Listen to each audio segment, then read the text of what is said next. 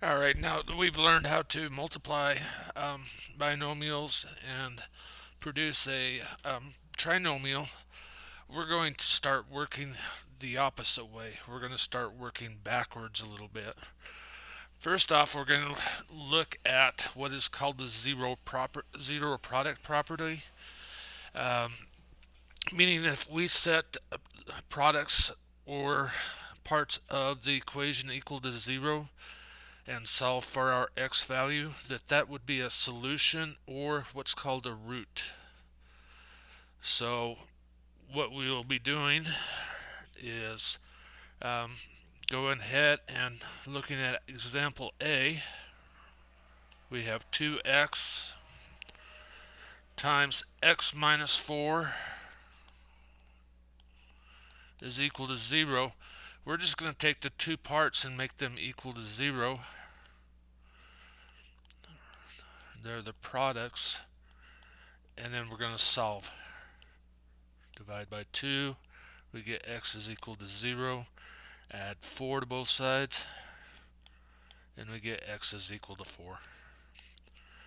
Doing the same thing with number b, or b.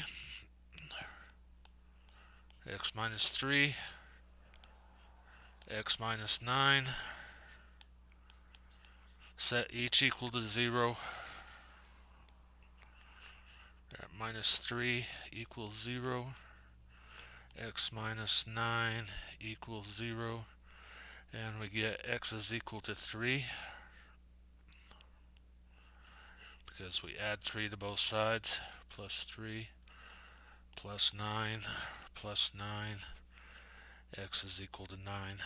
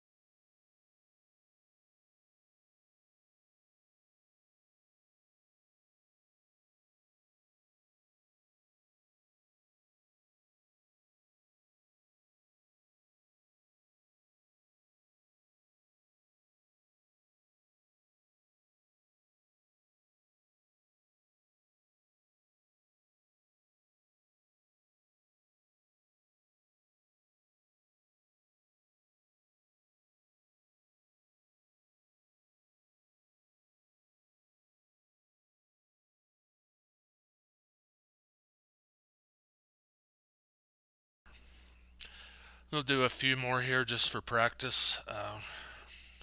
I went one slide. Alright, so we have some things here that might be repeated, might be similar. Looking at the first one, 2x plus 7, 2x minus 7 equals 0, 2x plus 7 equals 0, 2x minus 7 equals 0. Alright, so we're just going to go minus 7 plus 7 plus 7. We get 2x equals negative 7. 2x equals 7. Divide by 2. Divide by 2. We get x is equal to negative 7 negative 7 over 2, and we get x is equal to 7 over 2. Get my hand over here where I can rest on the side of the iPad. So this one, x minus 1 squared, is just x minus 1 repeated, so we just have to solve it once.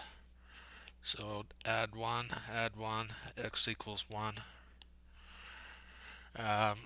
This next one just has 3 factors, or 3 roots.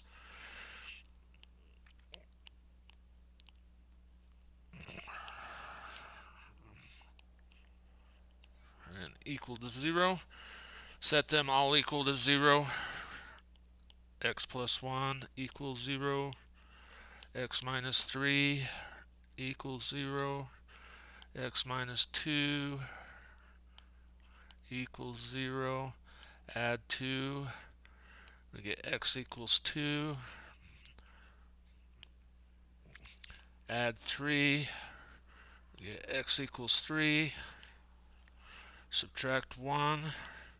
We get x equals negative 1.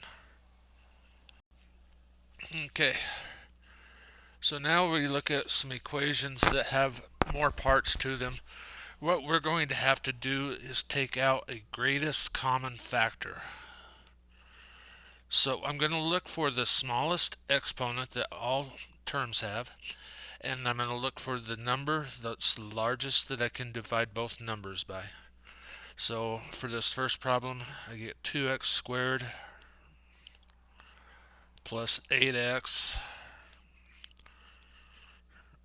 equals 0. I know that I can take an x out of both terms, and it would just reduce 1x, and I know I can divide both terms by 2. So I'm going to take outside 2x,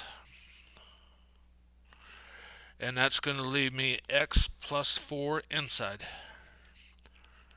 And then we can go along to solve. 2x equals 0, x plus 4 equals 0. We get x equals 0 when we divide by 2. And we subtract 4, we get x equals negative 4. For the other problem, I'm going to have to rewrite it and make it equal to 0. So I'm going to bring the 15n across the equal sign, so by subtracting it. So I'm going to end up with 6n squared minus 15n, and that's going to be equal to 0. Okay, I know I can take an n out of both terms, and I know I can divide 6 and 15 by 3, which would be the largest number that we could take out. So we're going to take out 3n. 3 will go into 6 2 times, that'll leave us 2n, and 3 will go into 15 5 times, which will leave us minus 5, and that equals 0. 3n equals 0. 2n minus 5 equals 0. Add 5. Divide by 3. X is equal to 0. We get 2n is equal to 5. Divide by 2. And n is equal to 5 over 2. Alright. We have a problem that we want to know how wide the fireplace is at the bottom. So we have our equation that is modeled here. We're just going to make our y equals 0. So we're going to have 0 equals negative 1/9 x plus 18